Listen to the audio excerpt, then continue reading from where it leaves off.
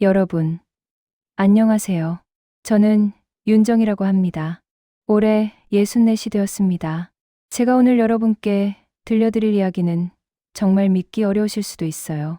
하지만 제가 직접 겪은 일이고 지금도 생생하게 기억하고 있는 일입니다.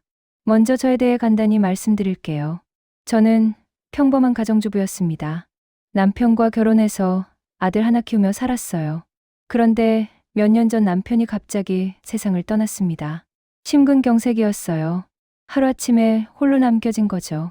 남편이 떠난 후 삶은 완전히 달라졌습니다. 아들은 지방에 있는 공장에서 계약직으로 일하고 있었고, 저는 서울에서 홀로 월세방에 살고 있었어요. 남편이 남긴 보험금도 얼마 없었고, 곧 바닥이 났습니다. 60이 넘은 나이에 일자리를 구하기가 얼마나 어려운지 아시죠? 처음에는 식당 일을 알아봤어요. 하지만 나이가 너무 많다. 몸이 따라갈까 싶다는 말만 들었습니다. 마트에서 시식 도우미 일도 해봤지만 하루 종일 서 있기가 힘들었어요. 무릎도 아프고 허리도 아팠습니다. 청소 일도 해봤어요. 새벽 4시에 나가서 사무실을 청소하는 일이었는데 몸이 너무 힘들었습니다. 게다가 월급도 얼마 되지 않았어요. 그렇게 이것저것 해보다가 결국 포기하게 되었습니다. 그러던 중 이웃 할머니께서 말씀하셨어요. 정희야, 요양보호사 자격증 따봐. 요즘 그 일이 괜찮대. 제가 할 수 있을까요? 못할 게 뭐 있어. 사람 돌보는 일인데 우리가 평생 해온 일 아니야. 그래서 저는 요양보호사 자격증을 따기로 결심했습니다. 몇 달간 공부해서 시험도 보고 실습도 받았어요. 제 나이에 새로운 공부를 한다는 게 쉽지는 않았지만 살기 위해서는 어쩔 수 없었습니다. 교재를 보면서 한 글자 한 글자 외웠어요. 치매 증상, 욕창 관리, 약물 관리, 생소한 단어들이 가득했습니다. 실습할 때는 다른 수강생들보다 나이가 많아서 위축되기도 했어요. 하지만 포기할 수 없었습니다. 강의실에서 젊은 사람들 사이에 앉아 있으면 괜히 주눅이 들었어요. 다들 스마트폰으로 필기하는데 저는 공책에 볼펜으로 끄적끄적 썼거든요. 그래도 선생님들이 친절하게 가르쳐 주셔서 열심히 따라갈 수 있었어요. 실습을 할 때가 제일 힘들었습니다. 요양원에 가서 어르신들을 직접 돌봐드리는 일이었는데 처음엔 어떻게 해야 할지 몰라서 당황했어요. 기저귀 갈아드리는 것부터 식사 도우미까지 모든 게 서툴렀습니다. 하지만 어르신들이 웃으시면서 고맙다고 말씀해 주실 때마다 보람을 느꼈어요. 아, 이 일이 정말 의미 있는 일이구나 하고 생각했습니다. 드디어 시험에 합격하고 자격증을 받았을 때 정말 기뻤어요. 제 나이에도 새로운 것을 배울 수 있다는 자신감도 생겼습니다. 아들한테 전화해서 자랑도 했어요. 엄마, 정말 대단해요. 존경해요. 아들의 그 말 한마디가 얼마나 힘이 되었는지 몰라요. 자격증을 딴 지 1년쯤 지났을 때의 일이에요. 요양원에서 일하다가 몸이 너무 힘들어서 그만뒀거든요. 평소처럼 일자리 소개소에 갔습니다. 소개소 사장님이 저를 보더니 말씀하시더라고요. 정희 씨, 좋은 자리 하나 들어왔는데요. 어떤 곳인가요? 입주 간병이에요. 급여도 괜찮고요. 그런데 집이 좀 까다로워요. 어떻게 까다롭다는 거죠? 규칙이 많고 엄격해요. 재벌가라서 그런지 신경 쓸 게 많더라고요. 재벌가라는 말에 조금 겁이 났어요. 저 같은 평범한 사람이 그런 곳에서 일할 수 있을까 싶었거든요. 어디인데요? 평창동이에요. 강도현 회장 댁이라고 하시네요. 그 순간 제 머릿속이 하얗게 변했습니다. 강도현. 그 이름을 다시 듣게 될 줄은 꿈에도 몰랐어요. 가슴이 두근거리고 숨이 막히는 것 같았습니다. 속으로 생각했어요. 그 이름을 내가 다시 듣게 될 줄이야. 평창동. 그 집. 제가 23세 한밤중에 쫓겨났던 그 집이었습니다. 왜 쫓겨났는지도 모른 채 비 오는 길바닥에서 신발 한 짝을 잃고 울었던 그곳이었어요. 그 기억은 40년이 지난 지금도 또렷했습니다. 그날 밤의 일이 생생히 떠올랐어요. 갑자기 방문을 두드리는 소리, 무서운 표정의 사람들, 그리고 당장 나가라는 차가운 목소리. 저는 왜 그래야 하는지도 모르고 그냥 끌려 나왔어요. 가방도 제대로 챙기지 못한 채 말이에요. 비가 억수같이 내리던 밤이었어요. 대문 밖으로 나가는 순간부터 온몸이 젖어들었습니다. 신발도 한 짝 잃어버려서 맨발로 길을 걸었어요. 그때의 추위와 무력감을 지금도 잊을 수 없어요. 하지만 저는 고개를 끄덕였습니다. 다른 선택지가 없었거든요. 월세를 내야 했고 아들에게 짐이 되고 싶지 않았습니다. 갑니다. 정말 가시겠어요? 조건이 좀 까다로울 텐데. 괜찮습니다. 일만 제대로 하면 되는 거 아닌가요? 그럼 내일 면접 보러 가세요. 김상호 실장님이 직접 면접하신다고 하네요. 사장님이 주소와 연락처를 적어주셨어요. 그 주소를 보는 순간 또다시 과거의 기억이 몰려왔습니다. 그렇게 말한 순간 제 인생이 다시 한번 바뀔 줄은 몰랐어요. 그날 밤 잠을 이룰 수 없었습니다. 40년 전 그 일이 계속 생각났어요. 대체 무슨 일이 있었던 걸까? 왜 저를 쫓아냈던 걸까? 그리고 지금 다시 그곳으로 가는 것이 맞는 걸까? 아들한테 전화해볼까 생각도 했어요. 하지만 괜한 걱정만 끼칠 것 같아서 그만뒀습니다. 다음 날 저는 평창동으로 향했습니다. 지하철을 타고 버스를 갈아타면서 그 집으로 가는 길이 너무나 익숙했어요. 마치 어제 다녀온 것처럼 말이에요. 몸이 저절로 길을 기억하고 있었습니다. 버스에서 내려 골목길을 걸으면서 주변 풍경을 둘러봤어요. 40년 전과는 많이 달라져 있었지만 그 특유의 고급스러운 분위기는 그대로였습니다. 큰 저택들이 담장 너머로 살짝 보이고 거리도 조용하고 깨끗했어요. 길을 걸으면서 과거의 기억들이 하나씩 떠올랐어요. 이 길모퉁이에서 택시를 잡으려고 했던 일, 저 담장 너머로 보이던 은행나무, 모든 게 그대로였습니다. 대문 앞에 섰을 때 다리가 떨렸습니다. 40년 전과 똑같은 대문이었어요. 조금 더 웅장해졌지만 그 위압적인 느낌은 그대로였습니다. 문패에 적힌 강도연이라는 글씨가 눈에 들어왔어요. 인터폰을 누르자 경비원이 나왔어요. 어떻게 오셨나요? 요양보호사 면접 보러 왔습니다. 윤정이라고 합니다. 아, 예. 잠깐만 기다리세요. 경비원이 무전기로 연락한 후 문이 열렸습니다. 문이 열리고 들어가자 정원이 보였어요. 너무나 잘 정돈되어 있어서 한 치의 오차도 없어 보였습니다. 나무 한 그루, 꽃 한 송이까지 모든 것이 제자리에 있었어요. 마치 사람의 마음까지도 이렇게 정리해 놓은 것 같은 느낌이었습니다. 정원을 지나 현관으로 가는 길에 분수대도 있었고 잘 관리된 잔디밭도 있었어요. 정말 영화에서나 볼 법한 저택이었습니다. 40년 전에는 이렇게 화려하지 않았던 것 같은데 많이 달라져 있었어요. 현관에 도착하자 검은 정장을 입은 중년 남성이 나왔어요. 윤정희 씨 맞으시죠? 네, 맞습니다. 저는 김상우입니다. 이 집의 비서실장을 하고 있어요. 입주 간병인으로 오신다고 들었습니다. 네, 잘 부탁드립니다. 김상우 실장님은 제 신분증을 꼼꼼히 확인했어요. 그리고 진지한 표정으로 말했습니다. 이 집은 규칙이 아주 많습니다. 반드시 지켜주셔야 해요. 네, 알겠습니다. 출입시간, 복장, 언행 모든 것에 주의하셔야 해요. 그리고 밖에 나가서 이 집에서 본 것, 들은 것에 대해 절대 말씀하시면 안 됩니다. 당연히 그럴 거예요. 회장님, 간병 경험은 있으시나요? 요양원에서 1년 정도 일해봤습니다. 그럼 됐습니다. 들어가시죠. 거실로 들어가는 순간 공기가 완전히 달라졌어요. 향기도, 바닥의 느낌도, 심지어 소리까지도 달랐습니다. 모든 것이 고급스럽고 완벽했어요. 천장도 높고 샹들리에도 화려했습니다. 소파와 테이블도 모두 외제품 같아 보였어요. 벽에는 유명한 화가의 그림들이 걸려 있었고 바닥에는 페르시아 카펫이 깔려 있었어요.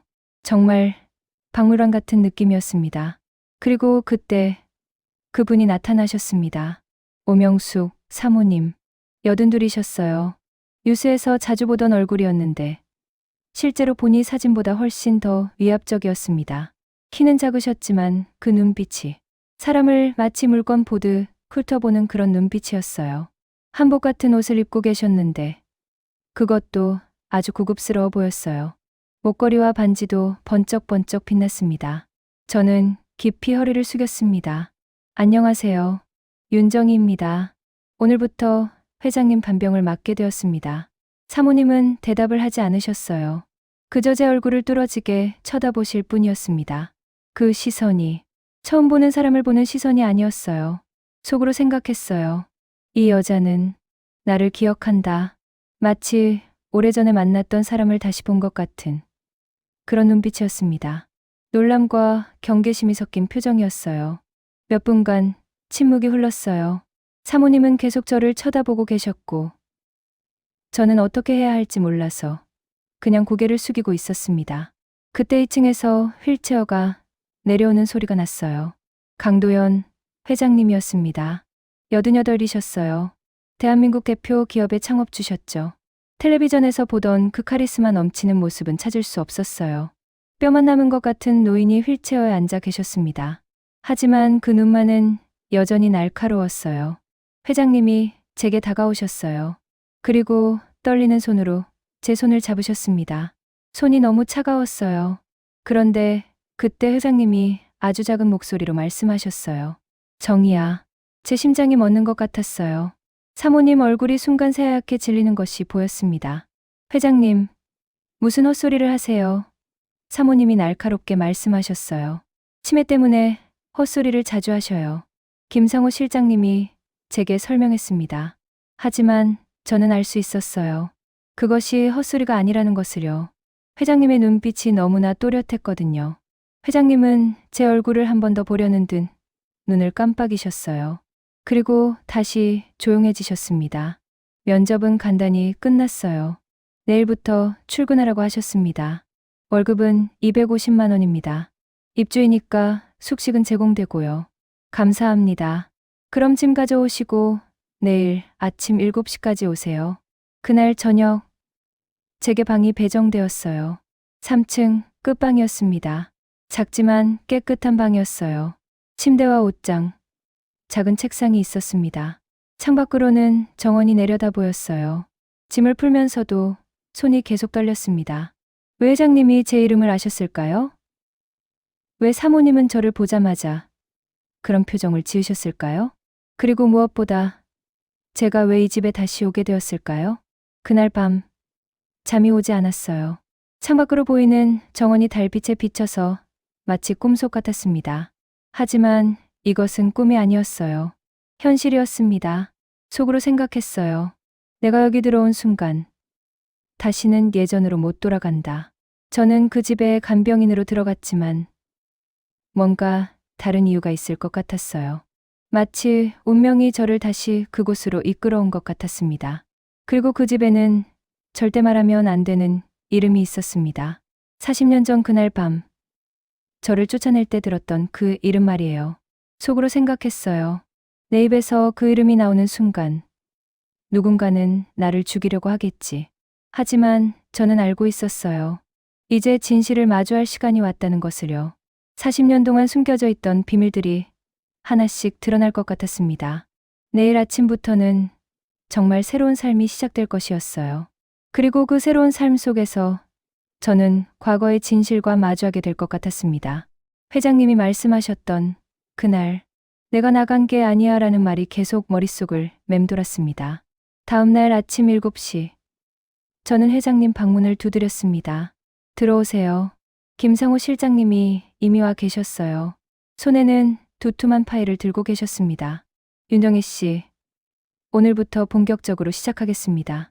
실장님이 파일을 펼치며 설명하기 시작했어요. 회장님 약은 여기 약함에만 들어있습니다. 벽에 설치된 잠금 장치를 보여주셨어요. 마치 은행 금고 같았습니다. 비밀번호는 3명만 알고 있어요. 회장님, 사모님, 그리고 저입니다. 그럼 제가 어떻게? 제가 매번 와서 약을 꺼내드립니다. 약 복용 시간은 오전 8시, 오후 2시, 저녁 8시예요. 실장님이 체크리스트를 보여주셨어요. 약 복용 시간, 식사 시간, 배변 상황, 혈압 측정, 체온 측정. 모든 것을 30분마다 기록해야 합니다. 30분마다요? 네.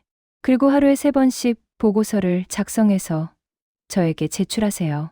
저는 고개를 끄덕였어요. 요양원에서 일할 때보다 훨씬 까다로웠습니다.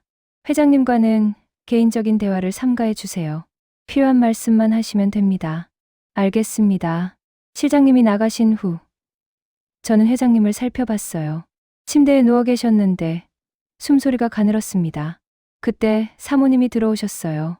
윤정희 씨. 네, 사모님. 사모님이 저를 따로 복도로 불러내셨어요. 이 집에서 본 것, 들은 것, 밖에 절대 말하지 마세요. 그런 일은 없을 겁니다. 그리고 사모님이 제 손을 내려다 보셨어요. 회장님, 주변 사람들에게 감정을 붙이지 마세요. 당신은 그냥 직원입니다. 네, 알겠습니다. 사모님이 한 번 더 저를 훑어보시더니 돌아가셨어요. 속으로 생각했어요. 감정? 내가 이미 다 잃어버린 건데. 그날 오후부터 본격적인 간병이 시작되었어요. 회장님은 대부분 잠들어 계셨습니다. 가끔 깨시면 물을 달라고 하시거나 화장실에 가고 싶다고 하셨어요. 물을 드실 때마다 사례가 들어서 기침을 하셨어요. 손도 많이 떨리셨고요. 말씀도 별로 안 하셨습니다. 그런데 이상한 일이 계속 일어났어요.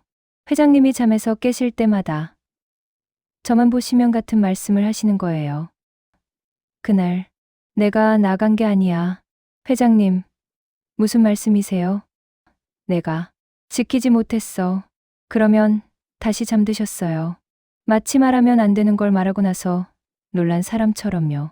며칠이 지나면서 저는 이 집의 분위기를 조금씩 알게 되었어요. 모든 사람들이 조심스럽게 행동했습니다. 사용인들은 서로 눈만 마주쳐도 고개를 숙였고 큰 소리로 말하는 사람은 아무도 없었어요. 특히 사모님이 나타나시면 분위기가 완전히 얼어붙었습니다. 청소하던 아주머니들도 숨을 죽이고 정원사 아저씨도 고개를 푹 숙였어요. 저녁 무렵 저는 인넨을 교체하러 창고에 갔어요. 1층 끝에 있는 작은 창고였습니다. 거기서 수건과 시트를 가져오라고 하셨거든요. 창고 안은 정말 정리가 잘 되어 있었어요. 모든 것이 종류별로, 크기별로 정리되어 있었습니다. 라벨도 깔끔하게 붙어 있었고 먼지 하나 없었어요. 그런데 한쪽 구석에 낡은 상자들이 쌓여 있었어요. 다른 물건들과는 달리 먼지가 많이 쌓여 있었습니다. 호기심에 가까이 가보니 상자 중 하나에 가족 사진이라고 적혀 있었어요. 겉에 먼지가 잔뜩 쌓인 걸 보니 오랫동안 방치되어 있었던 것 같았어요. 주위를 둘러보니 아무도 없었어요. 잠깐만 하면서 상자를 열어봤습니다. 안에 오래된 앨범이 들어 있었어요. 가죽으로 된 고급스러운 앨범이었는데 모서리가 달아 있었습니다.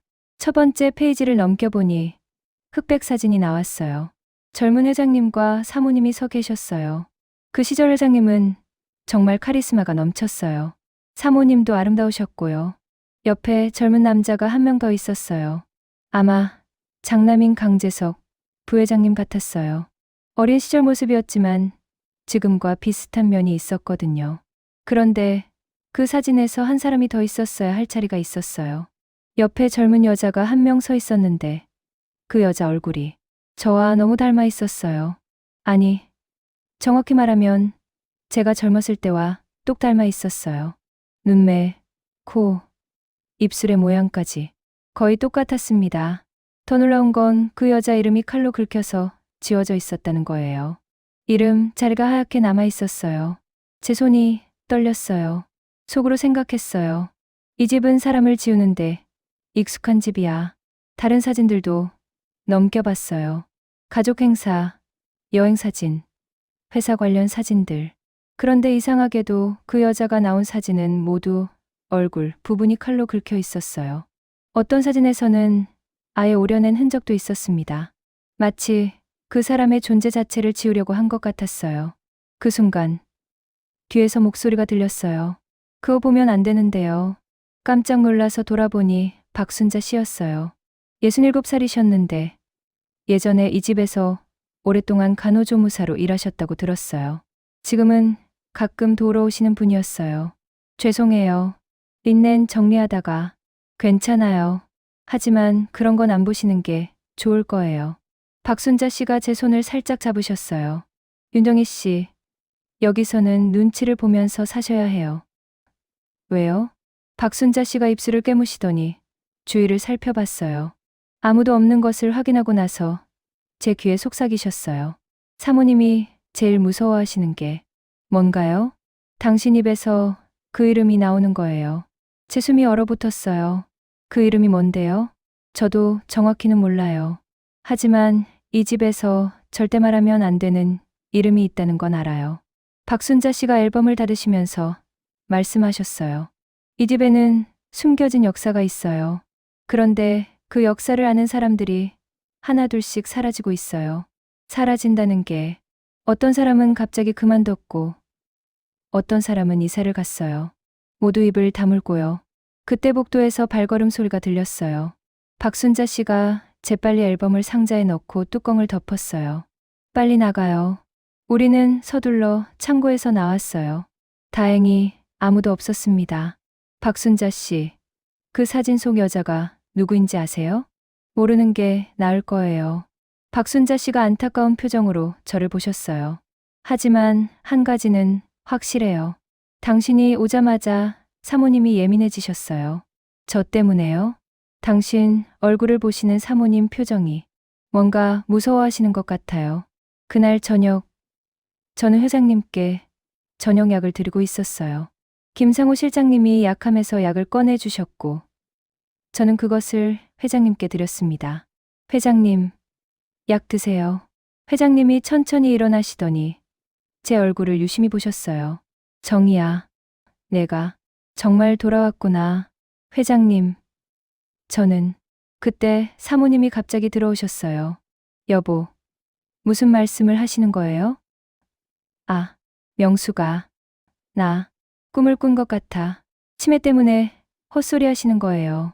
사모님이 저를 째려보시더니 말씀하셨어요. 윤정희 씨, 회장님이 이상한 말씀하시면 상대하지 마세요. 네, 알겠습니다. 하지만 저는 알 수 있었어요. 회장님이 헛소리를 하시는 게 아니라는 것을요. 그날 밤 잠이 오지 않았어요. 창고에서 본 사진이 계속 생각났습니다. 그리고 박순자 씨가 하신 말씀도요. 속으로 생각했어요. 내가 모르는 게 아니라 내가 말하지 못하게 만들어진 거였구나. 이 집에는 분명 숨겨진 비밀이 있었어요. 그리고 그 비밀과 저는 어떤 연관이 있는 것 같았습니다. 다음 날부터 저는 더 조심스럽게 행동했어요. 사모님의 눈치를 보면서 일했고 회장님과도 필요한 말만 했습니다. 하지만 회장님은 계속 이상한 말씀을 하셨어요. 그날 밤 내가 막지 못해서 누군가를 지키지 못했어. 미안해. 정말 미안해. 이런 말씀들이 계속 반복되었어요. 그리고 그럴 때마다 사모님이나 김상우 실장님이 나타나서 회장님을 진정시켰습니다. 일주일이 지나면서 저는 점점 확신을 갖게 되었어요. 이 집 사람들은 모두 저에 대해 뭔가를 알고 있다는 것을요. 특히 강재석 부회장님이 가끔 아버님을 뵈러 오실 때 저를 보시는 눈빛이 이상했어요. 마치 어디서 본 것 같다는 표정이었습니다. 실장님, 저분이 누구죠? 아, 간병인입니다. 간병인이. 부회장님이 저를 한참 쳐다보시더니 고개를 갸우뚱하셨어요. 그리고 며칠 후 정말 이상한 일이 일어났어요. 제가 회장님 방을 청소하고 있는데 베개 밑에서 오래된 편지 한 장이 나온 거예요. 편지 봉투에는 여자 이름이 적혀 있었는데 그 이름이 제 이름과 비슷했어요. 정희라는 글자가 선명하게 보였습니다. 하지만 편지를 열어볼 용기는 나지 않았어요. 대신 다시 베개 밑에 넣어뒀습니다. 그날 밤 저는 결심했어요.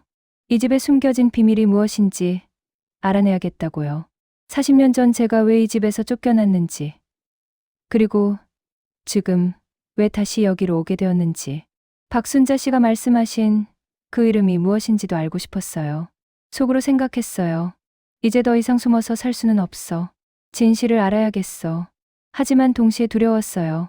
진실을 알게 되면 제가 다시 이 집에서 쫓겨날 수도 있었거든요. 그리고 이번에는 40년 전과 달리 갈 곳도 없었어요. 하지만 저는 알아야 했어요. 회장님이 계속 제게 하시는 말씀의 의미를, 그리고 사모님이 저를 그토록 경계하시는 이유를요. 그 진실이 저를 파멸시킬지도 모르지만 더 이상 모르는 채로 살 수는 없었어요. 그날은 평소와 다를 바 없이 시작되었어요. 오전 7시, 저는 회장님 방으로 향했습니다. 아침, 약을 준비하기 위해서였어요. 김상우 실장님이 항상 7시 30분에 와서 약함을 열어주셨거든요. 그런데 그날은 실장님이 늦으셨어요. 8시가 다 되어서야 나타나셨습니다. 죄송합니다. 급한 일이 있었어서요. 실장님이 평소보다 서두르는 모습을 보이셨어요. 약함을 열고 약 봉투를 꺼내주셨는데 뭔가 달랐어요. 아침 약을 챙기려는데 약 봉투가 달라져 있었어요. 원래는 회장님 이름과 날짜가 또박또박 적힌 봉투였는데 그날은 글씨체가 완전히 달랐습니다. 약 색깔도 평소와 다르고 모양도 조금 다르게 보였어요. 제가 1년 동안 요양원에서 일하면서 약에 대해서는 꽤 익숙해져 있었거든요. 저는 김상호 실장님을 찾아갔어요. 실장님, 오늘 약이 조금 다른 것 같은데요. 뭐가 다르다는 거죠? 실장님의 표정이 순간 굳어졌어요. 약 봉투의 글씨체도 그렇고 약 색깔도 평소 회장님이 드시던 것과 달라 보여요. 약사가 바뀌어서 그럴 겁니다. 혹시 약국에서 연락은 왔었나요? 그때 사모님이 계단에서 내려오시는 소리가 들렸어요. 평소보다 발걸음이 빨랐습니다. 뭐가 어쨌다는 거예요? 사모님의 목소리가 날카로웠어요. 약이 평소와 달라 보여서 확인차 말씀드린 거예요. 혹시 처방이 바뀐 건지 간병인이 약을 의심해요? 당신이 뭘 안다고 그래요? 사모님이 제 손에서 약 봉투를 낚아채셨어요. 이게 뭐가 다르다는 거예요? 글씨가 평소와 달라서. 그만하세요. 당신 일이나 제대로 하세요. 실장님도 옆에서 거들었어요. 간병사는 약에 대해 왈가왈부할 필요 없습니다. 저는 더 이상 말씀드리지 못했어요. 하지만 뭔가 이상하다는 느낌은 지울 수 없었습니다. 그날 오후 회장님께 점심약을 드린 후 이상한 일이 일어났어요. 평소에는 조용히 주무시던 회장님이 갑자기 이상하게 행동하기 시작하신 거예요. 침대에서 몸을 일으키려고 하시면서 흥분하셨어요. 문 열어. 내 서류 어디 갔어? 회장님, 진정하세요. 금고 열어. 문서 가져와. 회장님이 너무 흥분하셔서 침대에서 넘어질 뻔하셨어요. 저는 급히 붙잡으려고 했는데 회장님이 제 손을 뿌리치셨습니다. 놓아. 내 서류를 누가 가져갔어? 회장님, 어떤 서류 말씀이세요? 유언장. 내 유언장이. 그때 사모님이 갑자기 방문을 열고 들어오셨어요. 거 보세요. 당신이 뭔가 했지? 저는 아무것도. 회장님, 서재에 있던 중요한 서류가 없어졌어요. 저는 머리가 하얘졌어요. 저는 서재에 가본 적도 없어요. 그럼 누가 그랬겠어요? 사모님이 제 앞으로 다가오셨어요. 눈빛이 무서웠습니다. 당신, 뭔가 훔쳐간 거 아니에요? 절대 그런 일 없습니다. 그런데 사모님이 갑자기 제 가방을 낚아채셨어요. 그럼 이거 확인해 봅시다. 사모님이 제 가방을 뒤지기 시작하셨어요. 저는 어떻게 해야 할지 몰라서 그냥 서 있을 수밖에 없었습니다. 가방 안에는 제 개인 물건들만 있었어요. 수첩, 볼펜, 약간의 화장품. 그리고 사모님이 봉투 하나를 꺼내셨어요. 여기 있잖아요. 제가 본 적도 없는 봉투였어요. 언제 제 가방에 들어간 건지 전혀 모르겠어요. 사모님, 그건 제가 넣은 게 아니에요. 그럼 저절로 들어갔다는 거예요? 사모님이 승리한 듯 웃으셨어요. 김상우, 지금 당장 경찰 불러요. 그 순간 거실의 공기가 얼어붙었어요. 집에서 일하는 다른 분들도 모두 숨을 죽이고 저희를 바라보았습니다. 청소하시던 아주머니, 정원사 아저씨, 요리하시던 분까지 모두 복도로 나와서 상황을 지켜봤어요. 저는 무릎이 풀려서 주저앉았어요. 40년 전 그날 밤이 다시 떠올랐습니다. 이유도 모른 채 쫓겨났던 그 기억이요. 사모님, 정말로 저는 제 목소리가 떨렸어요. 속으로 생각했어요. 또 시작이구나. 23, 그 밤처럼. 변명하지 마세요. 증거가 여기 있잖아요. 사모님이 봉투를 흔들어 보이셨어요. 그때 박순자 씨가 부엌에서 나와 제 옆으로 오셨어요. 사모님, 잠깐만요. 박순자, 당신도 이 사람 편들 거예요? 그 봉투. 아침에 제가 방 청소할 때 사모님이 들고 나가시는 걸 봤어요. 순간 거실이 조용해졌어요. 사모님의 얼굴이 구려지는 게 보였습니다. 헛소리 하지 마세요. 저는 제가 본 걸 말씀드린 거예요. 사모님이 그 봉투를 들고 윤정희 씨 방으로 가시는 걸 분명히 봤거든요. 박순자 씨가 제 손을 꼭 잡으시면서 말씀하셨어요.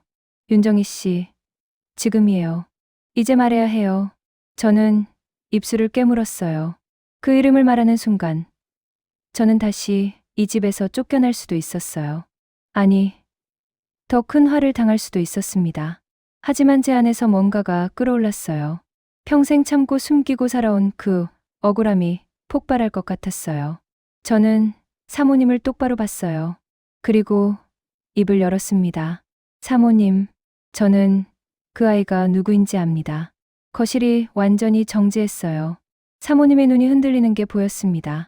김상호 실장님의 표정도 처음으로 바뀌었어요. 뭐라고 했어요? 제가 누구인지도 알고 있어요. 사모님이 뒤로 휘청거리셨어요. 당신이 감히. 그 순간 회장님이 침실에서 더 큰 소리를 내셨어요. 누구야?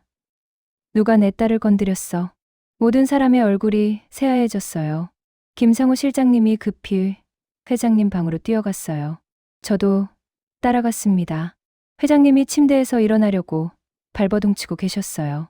내 딸은 어디 있어? 회장님, 진정하세요.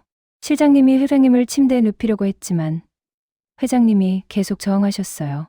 그때 사모님도 들어오셨어요. 여보, 무슨 소리예요?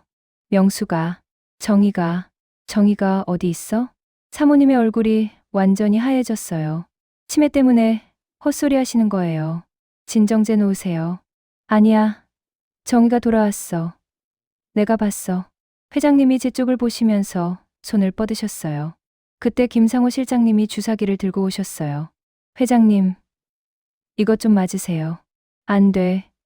내가 정신이 멀쩡해. 하지만 실장님과 간호사가 와서 회장님께 진정제를 놓았어요. 회장님은 서서히 조용해지셨습니다. 그날 저녁, 저는 제 방에서 짐을 정리하고 있었어요. 아마 내일이면 이 집에서 나가게 될 것 같았거든요. 그때 문을 두드리는 소리가 났어요. 들어오세요. 박순자 씨였어요. 정희 씨, 괜찮아요? 네. 그런데 이제 나가야 할 것 같아요. 아직 포기하지 마세요. 박순자 씨가 제 옆에 앉으셨어요. 오늘 일은 제가 다 봤어요. 사모님이 당신을 함정에 빠뜨리려고 한 거예요. 그렇다고 해도 증명할 방법이 없어요. 있어요. 박순자 씨가 작은 목소리로 말씀하셨어요. 저는 이 집에서 20년 동안 일했어요. 그동안 많은 걸 봤고, 많은 걸 들었어요. 무슨 말씀이세요? 40년 전 일. 저는 다 알아요. 제 심장이 빨리 뛰기 시작했어요. 그때 무슨 일이 있었던 거예요? 박순자 씨가 주위를 살펴보시더니 문을 잠그셨어요. 당신이 이 집에서 쫓겨난 건 사모님 때문이에요. 왜요? 당신이 회장님이. 아니, 이건 제가 말할 일이 아니에요. 박순자 씨가 고민스러운 표정을 지으시더니 갑자기 저를 똑바로 보셨어요. 정희 씨, 하나만 물어봐도 될까요? 네. 당신이 40년 전 여기 살았던 그 정이라는 분이 맞나요? 그 질문에 저는 아무 말도 할 수 없었어요. 40년 전 일이 파편적으로 밖에 기억나지 않았거든요. 저는 잘 모르겠어요. 40년 전 일이 정확히 기억나지 않아요. 그럼 혹시 이 집에서 살았던 기억이 있나요? 네. 어렴풋이요. 하지만 왜 쫓겨났는지는. 박순자 씨가 한숨을 쉬셨어요. 역시 그렇군요. 사모님이 제일 무서워하시는 건 당신 입에서 그 이름이 나오는 거예요. 그 이름이 뭔데요? 정희. 네. 당신 이름이 바로 그 이름이에요. 이 집에서 절대 불러서는 안 되는 이름. 저는 이해할 수 없었어요. 제 이름이 왜 문제가 되는 거죠? 박순자 씨가 깊은 한숨을 쉬시더니 말씀하셨어요. 40년 전 이 집에는 정이라는 이름의 젊은 여자가 살았어요. 회장님과 특별한 관계였죠. 특별한 관계요? 그런데 어느 날 갑자기 사라졌어요. 사모님이 그 여자를 내쫓았거든요. 그게 저라는 거예요? 저는 그렇게 생각해요. 특히 당신 얼굴을 보니까 창고에서 본 그 사진 속 여자와 너무 닮았어요. 박순자 씨가 제 손을 꼭 잡으셨어요. 하지만 확실하지 않아요. 그때 일을 정확히 아는 사람들이 모두 입을 다물고 있거든요. 그럼 진실을 알 방법은 없는 건가요? 있어요. 회장님께 직접 물어보는 거예요. 하지만 회장님 상태가 내일 새벽에 한번 시도해 보세요. 그때가 가장 정신이 맑으실 때예요. 그날 밤 늦게 제 방문을 두드리는 소리가 났어요. 문을 열어보니 사모님이 서 계셨어요. 평소와는 다른 표정이었어요. 화가 아니라 두려움이 섞인 표정이었어요. 윤정이, 네, 사모님. 입 다물어요. 뭐요? 당신이 아는 것, 들은 것, 생각하는 것. 모든 걸 잊어버리세요. 사모님의 목소리가 낮게 깔렸어요. 안 그러면 어떻게 하실 건가요? 당신 아들부터 다쳐요. 그 말을 듣는 순간 제 온몸이 얼어붙었어요. 제 아들은 아무 잘못이 없어요. 그건 당신이 결정할 일이 아니에요. 당신이 입을 열면 당신 아들이 다치게 될 거예요. 사모님이 문을 닫고 나가셨어요. 저는 그날 밤 한잠도 잘 수 없었어요. 제 아들에게 해를 끼칠 수도 있다는 생각에 가슴이 미어졌어요. 하지만 동시에 분노도 솟아올랐어요. 왜 저는 평생 이렇게 숨어서 살아야 하는 거죠? 왜 제가 당연히 누려야 할 것들을 포기하고 살아야 하는 거죠? 다음 날 새벽 5시, 저는 조용히 회장님 방으로 갔어요. 회장님은 깨어 계셨어요. 창밖을 바라보고 계셨습니다. 회장님, 정이야. 네. 저는 정이에요. 40년 전 일을 기억하세요? 회장님이 저를 보시더니 눈물을 흘리셨어요. 정이야. 미안해. 정말 미안해. 회장님, 무슨 일인지 말씀해 주세요.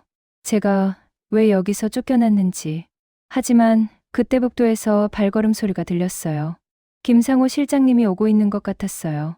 회장님이 제 손을 꼭 잡으시면서 속삭이셨어요. 조심해. 그들이 또 너를. 실장님이 방에 들어오셨어요. 회장님, 약 드실 시간이에요. 실장님이 주사기를 준비하고 계셨어요. 저는 알았어요. 이제 진짜 싸움이 시작될 거라는 걸. 그리고 이번에는 제가 진실을 밝혀낼 거라고 다짐했어요. 다음 날 새벽, 회장님 상태가 갑자기 나빠졌습니다. 전날 밤 제가 드린 약 때문인지 호흡이 불안정해지고 의식도 흐려지셨어요. 평소보다 맥박도 빨랐고 열도 조금 나는 것 같았습니다. 급히 김상호 실장님께 연락드렸어요. 실장님, 회장님 상태가 이상해요. 지금 의사 선생님 부르겠습니다. 30분 후 주치의 선생님이 오셨어요. 회장님을 진찰하시더니 심각한 표정을 지으셨습니다. 약이 바뀐 흔적이 있습니다. 누가 약을 바꾼 거죠? 사모님이 바로 대답하셨어요. 간병인이 잘못 준 것 같아요. 저는 억울해서 말씀드렸어요. 저는 잠금 장치가 있는 약함에서 나온 약만 드렸어요. 김상호 실장님이 제 말을 받아주셨어요. 그 약함을 열 수 있는 사람은 3명뿐입니다. 회장님, 사모님, 그리고 저예요. 사모님 얼굴이 일그러졌어요. 김상호, 지금 나를 의심하는 거야? 저는 사실만 말씀드린 거예요.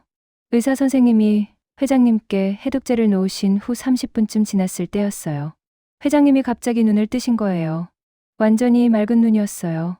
그 눈빛은 제가 어릴 때 뉴스에서 보던 그 카리스마 넘치는 호랑이 회장님의 눈이었습니다. 마치 몇 년간 덮여있던 안개가 한순간에 거친 것 같았어요. 의사 선생님도 놀라셨어요. 이상하네요. 갑자기 의식이 또렷해지셨어요. 회장님, 기분이 어떠세요? 간호사가 물어봤어요. 맑다. 정말 오랜만에 머리가 맑아.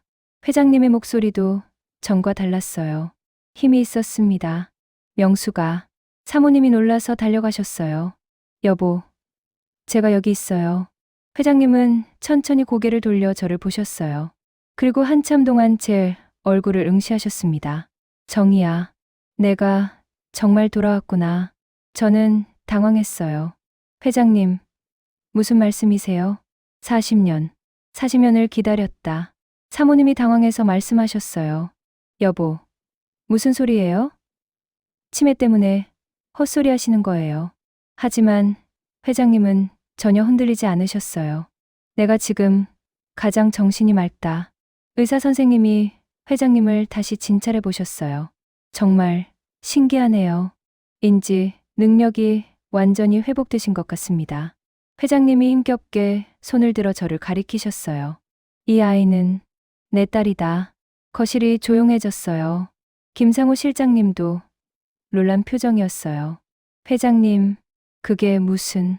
내 첫 번째 아내 은혜와의 딸이다. 저는 머리가 하얘졌어요. 첫 번째 아내? 그럼 사모님이 재혼이라는 뜻인가요?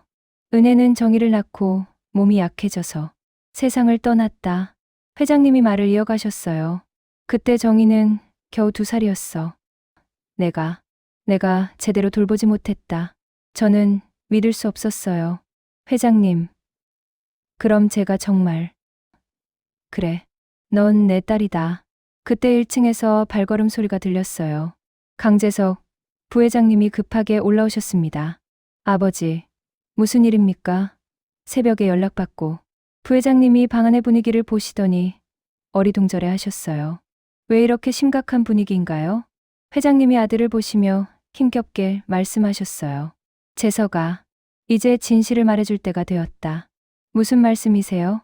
이 사람은 내 누나다. 강재석 부회장님의 얼굴이 굳었어요. 누나라니, 그게 무슨... 내 첫 번째 아내 은혜의 딸이다. 너보다 1살 위다. 부회장님이 저를 바라보셨어요. 그 눈빛에는 놀라움과 당혹감이 섞여 있었어요. 그럼 제 친어머니는... 너의 친엄마는 명숙이가 맞다. 나랑 명숙이 사이에서 너가 태어났지. 부회장님이 사모님을 보시더니 다시 저를 보셨어요. 정말 그런 건가요? 사모님이 소리치셨어요. 아니에요. 그런 일 없어요. 저 여자가 회장님 딸이라니. 무슨 말씀이세요? 증거라도 있어요? 김상우 실장님이 조용히 말씀하셨어요. 사모님, 출생신고서와 가족관계증명서가 모두 남아 있습니다. 회장님이 따로 보관하라고 하셔서 금고에 넣어두었습니다. 실장님이 서둘러 서류를 가져왔어요. 오래된 출생신고서에는 분명히 적혀 있었어요. 아버지 강도현, 어머니 이은혜, 자녀 강정희. 제 본래 이름은 강정이었어요. 저는 손이 떨렸어요. 전 정말 지금까지 회장님께서 엄마 없는 저를 거두어 키워주신 걸로 생각했지. 아버지일 거라고 생각 못했는데. 그럼 제가 정말로... 회장님이 눈물을 흘리시며 말씀하셨어요. 정희야, 미안하다. 너무 늦었다. 회장님, 아니, 그럼 정말 아버지신 건가요? 그래, 내 아버지다. 그 말을 듣는 순간 40년간 막혔던 뭔가가 터지는 것 같았어요. 박순자 씨가 옆에서 울면서 말씀하셨어요. 정희 씨, 정말 다행이에요. 회장님이 계속 말씀하셨어요. 명숙이와 결혼한 후 명숙이에게 정희를 친딸처럼 키워달라 했는데 회장님이 사모님을 보셨어요. 명숙이가 정희를 미워했다. 전처의 딸이라고. 사모님이 얼굴이 새하얘져서 말씀하셨어요. 여보, 그런 게 아니에요. 20년을 함께 살았는데 어느 날 갑자기 정희가 사라졌다. 회장님의 목소리가 떨렸어요. 내가 출장에서 돌아왔을 때 정희는 이미 없었다. 저는 그제야 40년 전 그날 밤이 떠올랐어요. 그때 비 오는 밤이었어요. 그래, 너는 겨우 23이었지. 신발도 한 짝 잃어버리고. 알고 있다. 내가 너를 지키지 못했다. 회장님이 제게 손을 뻗으셨어요. 정희야, 아버지라고 불러줄 수 있니? 저는 눈물이 났어요. 아버지. 그 한마디가 나오는 순간 평생 채워지지 않았던 빈 공간이 메워지는 것 같았어요. 강재석 부회장님이 천천히 저에게 다가와서 고개를 숙이셨어요. 누나, 죄송합니다. 지금까지 몰랐습니다. 괜찮아요. 저도 이제 알게 된 일이에요. 부회장님이 사모님을 보시며 말씀하셨어요. 어머니, 정말 그런 일을 하셨습니까? 사모님이 떨리는 목소리로 말씀하셨어요. 집안을 위해서, 체면을 위해서, 체면이 사람보다 중요합니까? 회장님이 단호하게 말씀하셨어요. 정희는 내 딸이다. 그리고 이 집안의 정당한 구성원이다. 하지만 40년 전에 내가 한 일을 나는 다 안다. 회장님의 목소리가 차갑게 변했어요. 정의를 내쫓은 것도, 모든 기록을 숨긴 것도. 김상호 실장님이 말씀하셨어요. 회장님, 유언장도 다시 작성하셔야겠습니다. 그래. 정의를 내 딸로 정식으로 기록해라. 네, 회장님. 회장님이 저에게 말씀하셨어요. 정희야, 40년 동안 혼자 살면서 얼마나 힘들었니? 괜찮았어요, 아버지. 좋은 남편도 만났고 아들도 있어요. 내 남편은 어떤 사람이었니? 착하고 성실한 사람이었어요. 공장에서 일하다가 몇 년 전에 세상을 떠났어요. 그래도 내가 행복하게 살았다니 다행이다. 그리고 아들이 있어서 외롭지 않았어요. 회장님이 미소를 지으셨어요. 내 손자구나. 꼭 만나보고 싶다. 네, 아버지. 소개해 드릴게요. 그래도 내가 너에게 해줄 수 있는 건 해주고 싶다. 저는 그냥 아버지를 찾은 것만으로도 충분해요. 회장님이 고개를 저으셨어요. 아니다. 내가 당연히 받아야 할 것들이 있어. 강재석 부회장님이 저에게 말씀하셨어요. 누나, 앞으로 저희가 도와드릴 일이 있으면 언제든 말씀하세요. 고마워요. 하지만 저는 제 방식대로 살고 싶어요. 회사 일에는 관심 없으시죠? 네. 저는 사람 돌보는 일이 좋아요. 부회장님이 감탄하며 말씀하셨어요. 정말 아버지를 닮으셨어요. 뚜렷한 소신이 있으시군요. 아버지도 젊으셨을 때 그러셨나요? 네. 아버지는 항상 자신만의 길을 걸어오셨어요. 그 10분 정도가 지나고 나서 회장님은 다시 피곤해 하셨어요. 하지만 의식은 여전히 맑으셨어요. 정희야, 이제 당당하게 살아라. 네, 아버지. 그리고 명숙이에게 더 이상 당하지 마라. 회장님이 사모님을 보시며 말씀하셨어요. 명숙아, 정희에게 사과해라. 사모님이 떨리는 목소리로 말씀하셨어요. 정희야, 미안하다. 하지만 저는 알 수 있었어요. 진심이 아니라는 것을요. 그날 오후 김상호 실장님이 저에게 서류들을 보여주셨어요. 새로 작성한 가족관계 증명서입니다. 서류에는 분명히 적혀 있었어요. 강정희, 강도연의 장녀. 그리고 이것은 회장님이 다시 작성하신 유언장입니다. 유언장에는 제가 정당한 상속인으로 기록되어 있었어요. 실장님, 이런 게 필요한가요? 저는 별로. 회장님, 뜻이십니다. 받으세요. 박순자 씨가 제 손을 꼭 잡으셨어요. 정희 씨, 이제 정말 당당하게 사세요. 네, 이제 더 이상 숨지 않을게요. 강재석 부회장님도 말씀하셨어요. 누나, 언론에서 연락이 올 텐데 어떻게 하실 건가요? 조용히 하고 싶어요. 알겠습니다. 제가 잘 처리하겠습니다. 그리고 누나, 혹시 필요한 게 있으시면 언제든 연락 주세요. 고마워요. 그날 저녁 회장님이 잠깐 깨어나셨을 때 저에게 말씀하셨어요. 정희야, 내 어머니 은혜를 닮았구나. 어머니는 어떤 분이셨어요? 착하고 따뜻한 사람이었다. 너처럼. 회장님이 제 손을 잡으셨어요. 은혜도 사람 돌보는 일을 좋아했어. 간호사였거든. 그래서 제가 요양보호사가 된 걸까요? 아마도. 피는 못 속이나 봐. 회장님이 미소를 지으셨어요. 은혜가 살아있었다면 너를 얼마나 자랑스러워했을까. 아버지도 자랑스러워해 주세요. 그럼 내 딸이 이렇게 훌륭하게 자란 걸 보니 정말 기쁘다. 하지만 저는 느낄 수 있었어요. 아직 완전히 끝나지 않았다는 것을요. 사모님이 이렇게 쉽게 포기하실 분이 아니라는 것을요. 그리고 제가 이 집안의 일원이 되는 것에 대해 반대하는 사람들도 있을 것이었어요. 하지만 이제 저는 두렵지 않았어요. 제가 누구인지 알게 되었고 아버지도 찾았으니까요. 그날 밤 저는 처음으로 편안한 마음으로 잠들려고 했어요. 40년 만에 제 이름과 제 자리를 찾았으니까요.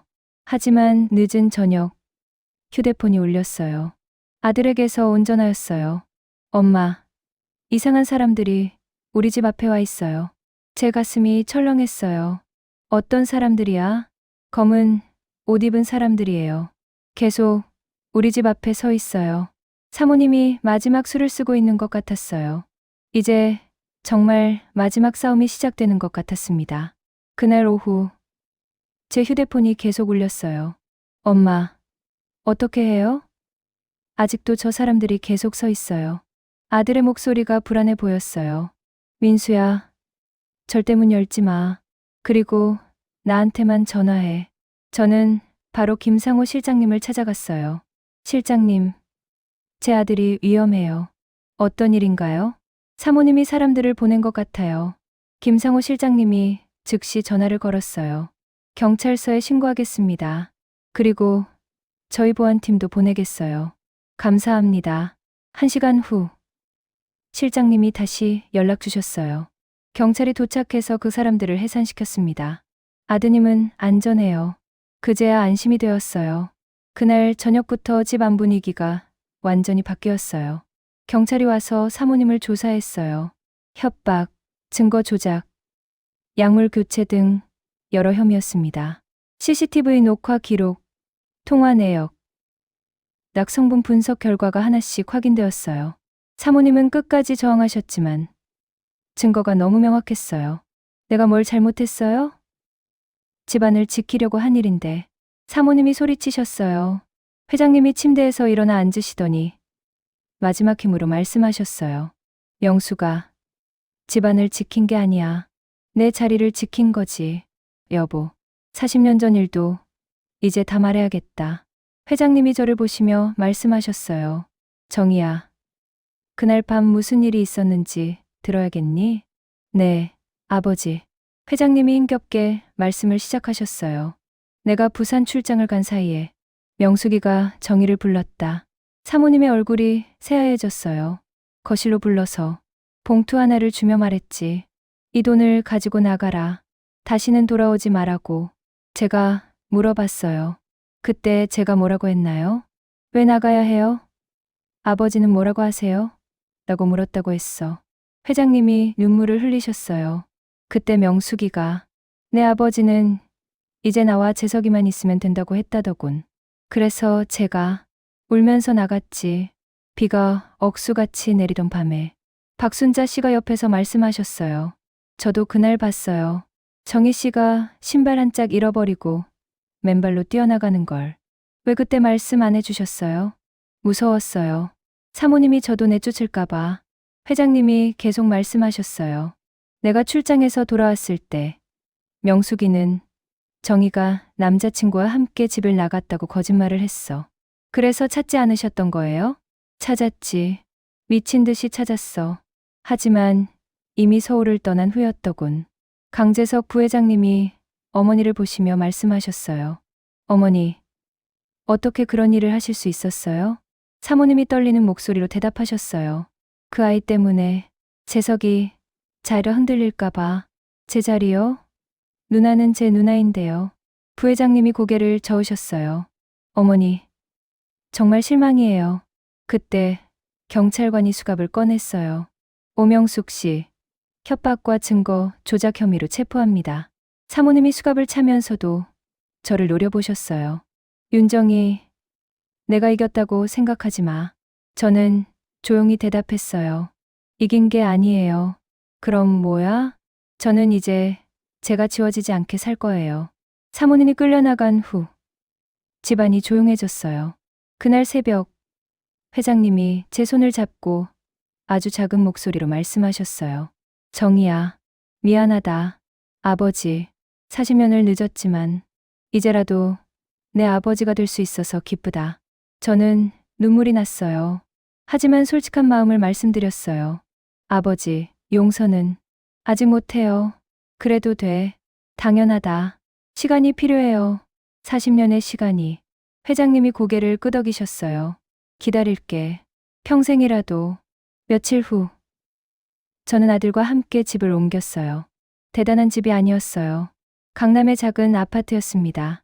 하지만 이번에는 제가 제 이름으로 계약한 집이었어요. 강정희, 제 진짜 이름으로 사는 첫 번째 집이었습니다. 아들이 말했어요. 엄마, 정말 재벌가 딸이었어? 그런 것 같구나. 그럼 이제 부자네? 부자가 된 게 아니라 내가 누구인지 알게 된 거야. 어떤 기분이에요? 저는 잠깐 생각해 봤어요. 후련해. 40년 동안 모르고 살았던 퍼즐이 맞춰진 기분이야. 아들이 웃었어요. 그럼 이제 당당하게 사세요. 그럴 거야. 회장님은 빠르게 회복하지 못하셨어요. 나이도 많으시고 충격도 크셨던 것 같았어요. 하지만 마지막 며칠 동안은 의식이 맑으셨어요. 정희야, 유언장을 다시 썼다. 네, 아버지. 강정희를 내 딸로 인정하며 정당한 상속인으로 인정한다고 써뒀어. 그 한 줄이 제 인생을 바꿔놓았어요. 돈 때문이 아니었어요. 제가 평생 없는 사람처럼 살았던 세월을 세상이 처음으로 인정해준 거였거든요. 아버지, 저는 재산은 필요 없어요. 알고 있다. 하지만 내가 받아야 할 몫이 있어. 그럼 좋은 일에 쓸게요. 회장님이 미소를 지으셨어요. 역시 내 딸이야. 몇 주 후 회장님이 돌아가셨어요. 장례식 날 저는 상주 자리에 서 있었어요. 강재석 부회장님 옆에서요. 많은 사람들이 와서 조문했어요. 그리고 수근거렸어요. 저 여자가 누구야? 갑자기 나타난 딸이라는데 40년 만에 나타났다던데. 저는 신경 쓰지 않았어요. 이제 제가 누구인지 확실했으니까요. 장례식이 끝난 후 강재석 부회장님이 저에게 말씀하셨어요. 누나, 정말 회사 일에 관심 없으세요? 네. 저는 제 삶이 있어요. 그러시겠다고 생각했어요. 하지만 누나도 이 집안 사람이에요. 고마워요. 하지만 저는 제 방식대로 살고 싶어요. 부회장님이 웃으셨어요. 역시 아버지 딸이세요. 몇 달 후, 저는 다시 간병 일을 시작했어요. 사람들이 말했어요. 돈도 있는데 왜 이래요? 하지만 저는 일하고 싶었어요. 제가 좋아하는 일이었고, 제게 맞는 일이었어요. 어느 날, 새로운 환자분을 간병하게 되었어요. 80살 할머니셨어요. 할머니가 저에게 말씀하셨어요. 선생님, 표정이 밝아 보여요. 그런가요? 네. 뭔가 평안해 보여요. 맞는 말씀이었어요. 박순자 씨도 가끔 만나서 똑같은 말씀을 하셨어요. 정희 씨, 이제 완전히 다른 사람이 됐네요. 뭐가 달라졌나요? 예전엔 항상 조심스러워 하셨는데, 이제는 당당해 보여요. 그런가요? 네. 자신감이 생기셨어요. 맞았어요. 이제 저는 누구 눈치도 보지 않았어요. 제가 누구인지 알았고, 제 자리가 어디인지도 알았으니까요. 어느 일요일, 아들과 함께 평창동, 그 집 앞을 지나갔어요. 엄마, 여기가 할아버지 집이야? 응. 다시 들어가고 싶어? 저는 고개를 저었어요. 아니야. 이제 내 집이 있잖아. 그 집에서 살 수도 있는 거 아니야? 살 수는 있겠지. 하지만 내가 선택한 삶이 아니야. 아들이 고개를 끄덕였어요. 엄마다워요. 집으로 돌아가는 길에 아들이 말했어요. 엄마, 자랑스러워요. 왜? 끝까지 포기하지 않았잖아요. 진실을 찾기까지. 그날 밤, 저는 일기를 썼어요. 오늘로 정확히 1년이 되었다. 내가 그 집에 간병인으로 들어간 지 많은 일이 있었지만 가장 큰 변화는 내가 나 자신을 찾았다는 것이다. 1년 후, 강재석 부회장님이 연락을 주셨어요. 누나, 어머니가 출소하셨어요. 그래요. 만나고 싶지 않으시죠? 아직은 아니에요. 알겠어요. 언제든 마음이 바뀌시면 연락 주세요.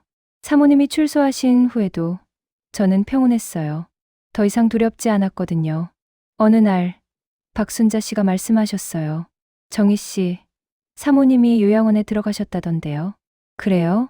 많이 늙으셨대요. 머리도 하얘지시고. 저는 잠깐 생각했어요. 언젠가는 만날 수도 있겠네요. 용서하실 건가요? 모르겠어요. 하지만 미워하지는 않아요. 그해 겨울, 저는 아들의 결혼식에 갔어요. 주례를 서시는 목사님이 말씀하셨어요. 사랑은 기다리는 것입니다. 그 말을 들으면서 문득 회장님이 생각났어요. 40년을 기다려주신 아버지. 그리고 저도 이제 알았어요. 용서도 기다리는 거라는 것을요. 며칠 전 강재석 부회장님이 또 연락을 주셨어요. 누나, 아버지 3주기예요. 함께 성묘하실래요? 네, 가겠어요. 성묘길에 부회장님이 말씀하셨어요. 아버지가 누나를 찾아서 정말 행복하셨어요. 저도 아버지를 만나서 행복했어요. 누나 덕분에 우리 가족이 진짜 가족이 된 것 같아요. 가족이 뭔지 이제 알겠어요. 묘소에 도착해서 절을 올렸어요. 아버지, 저는 잘 살고 있어요. 더 이상 숨지 않고 당당하게 살고 있어요. 마음속으로 말씀드렸어요. 바람이 살짝 불었어요. 마치 아버지의 대답 같았어요. 여러분, 혹시 여러분도 어디선가 잃어버린 자신이 있나요? 누군가의 말 한마디에 자신의 존재가 지워진 경험이 있나요? 그렇다면 포기하지 마세요. 저처럼 60이 넘어서도 자신을 찾을 수 있어요. 나이는 숫자일 뿐이에요. 중요한 건 포기하지 않는 마음이에요. 진실은 반드시 드러납니다. 비록 40년이 걸릴 수도 있지만요. 그리고 용서는 억지로 하는 게 아니에요. 시간이 되면 자연스럽게 오는 거예요. 이 이야기가 누군가에게는 용기가 되기를 바라요. 주변에 힘들어하는 분이 있다면 이 이야기를 꼭 들려주세요. 우리는 모두 누군가의 지지가 필요하니까요. 그리고 기억하세요. 여러분 모두는 지워지지 않을 소중한 존재라는 것을요. 구독과 좋아요는 더 많은 이야기를 만드는 힘이 됩니다. 감사합니다.